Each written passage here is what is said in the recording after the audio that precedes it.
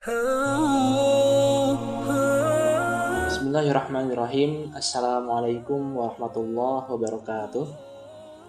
Innal hamdalillah nahmaduhu wa nasta'inuhu wa nastaghfiruh wa na'udzu billahi min syururi anfusina may yahdihillahu fala mudhillalah wa may yudlilhu fala hadiyalah.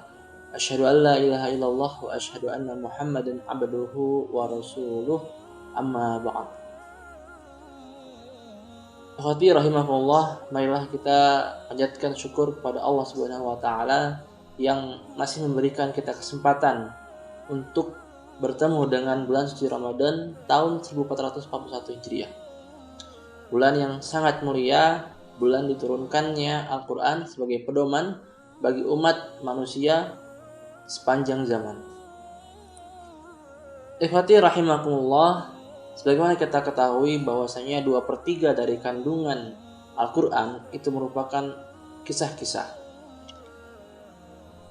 Kisah yang bukan hanya sebatas untuk dibaca dan diketahui, melainkan juga untuk diambil hikmah dan pembelajaran yang terkandung dalam semua kisah tersebut. Di antara banyak kisah yang diceritakan dalam Al-Quran, salah satunya adalah kisah Nabi Ibrahim alaihissalam bersama istrinya Siti Hajar. Sebuah kisah tentang potret keluarga teladan yang pernah ada di muka bumi ini. Ikhwati rahimakumullah, Nabi Ibrahim alaihissalam mempunyai kedudukan yang tinggi di antara para anbiya. Beliau termasuk salah satu yang mendapat gelar ulul azmi, pun mendapat gelar Khalilullah. Sedemikian tingginya hingga namanya disandingkan dengan baginda Rasul Muhammad SAW dan disebutkan oleh umat Nabi Muhammad paling sedikit 5 kali dalam sehari. Allahumma salli ala Muhammad wa ala ali Muhammad kama sallaita ala Ibrahim wa ala ali Ibrahim wa barik ala Muhammad wa ala ali Muhammad kama barakta ala Ibrahim wa ala ali Ibrahim fil alamin innaka Hamidum Majid. Beliau juga mendapatkan gelar Bapak tiga agama samawi, dimulai Yahudi, Nasrani, sampai Islam. Mengapa? Karena rasul-rasul yang membawa syariat Allah semuanya merupakan keturunan dari beliau. Nah, hal ini yang perlu kita renungi dan telisik. Bagaimana seorang bapak dalam sebuah keluarga mampu menjadikan anak keturunannya menjadi generasi yang baik dan terus menebarkan kebaikan dari zaman ke zaman. Kita harus tahu, kita harus teladani bagaimana caranya kita bisa membentuk keluarga Ibrahim selanjutnya di zaman yang seperti sekarang ini. Kemudian, ikhwati rahimakumullah, ada beberapa hal yang bisa kita ambil pelajaran dari kisah beliau bersama Siti Hajar. Poin yang pertama, yaitu taat tanpa tapi. Ya, taat tanpa tapi. Ketika Nabi Ismail masih berumur 5 tahun, di usia seorang anak masih begitu menggemaskan, dan Nabi Ibrahim pun menunggu kedatangan anak itu selama puluhan tahun.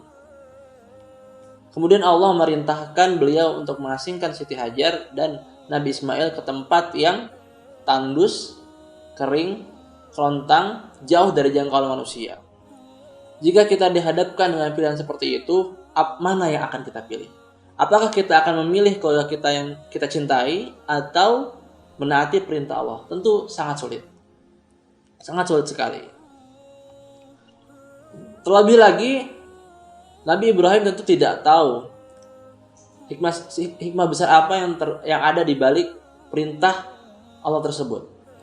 Tapi Masya Allah, ya, kita tahu bahwasanya tempat pengasingan Siti Hajar dan Nabi Ismail itu adalah Makkah Mukarramah, ya kan?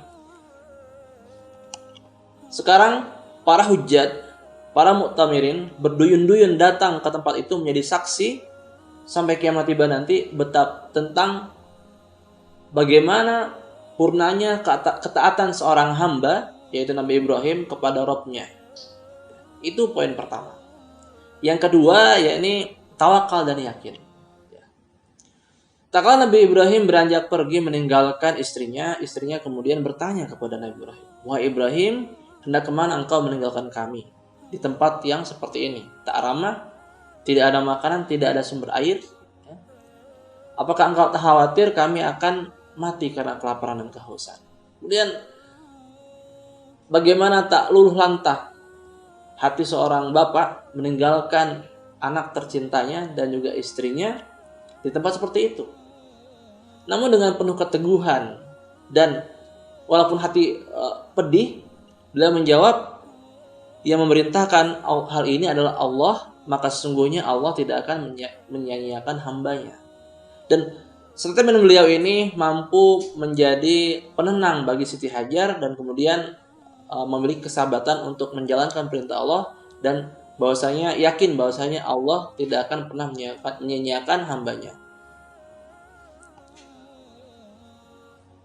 Kemudian poin yang ketiga, yaitu beliau adalah perancang doa yang handal. Ya. Jika kita mencari kisah-kisah beliau di Quran, maka akan kita temukan banyak sekali doa-doa yang sangat bagus.